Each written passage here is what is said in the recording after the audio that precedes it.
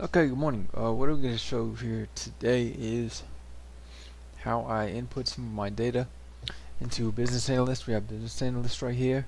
So I'm going to go ahead and get started.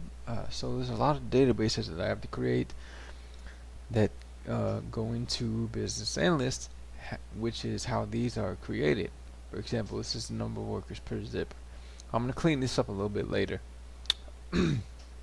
As far as,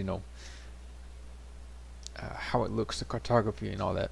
We're just getting in the GIS right now, so uh, this one's already done. I'm going to do another one here. For example, there's no school. There has to be a school here. Garden Oaks is somewhere up here on 610, right off 610. So I'm going to go ahead and put this in there. And just so you know, there's a lot of databases, like I said, had to go into this. Just to give you an idea, these are all the different databases. Okay, that for example, I would have one of these. I would have an employee database, subcontractors database taken from the master subcontractor database. Right here, we'll take this and break it down by school for Garden Oaks. I just have this one page for the subcontractors. That's all these guys right here, subcontractors. Okay, and what I want is the schools, the HISD schools. So let's see if I have it open already. Directory of schools, I sure do. So all I do is pull Garden Oaks off of here and copy that to a new sheet.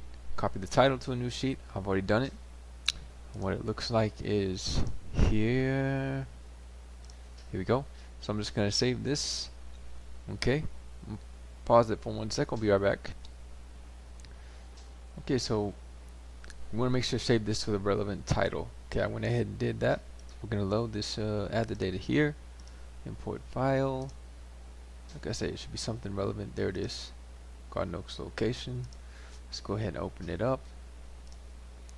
Okay, I've got all these fields in there, so we can go ahead and set it up now. We don't want to do counts and amounts, so click right here. We'll do single location.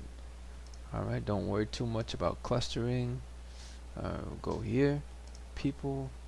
We need to go to classic symbols so we can see everything. There it is. This is the one we use. Okay.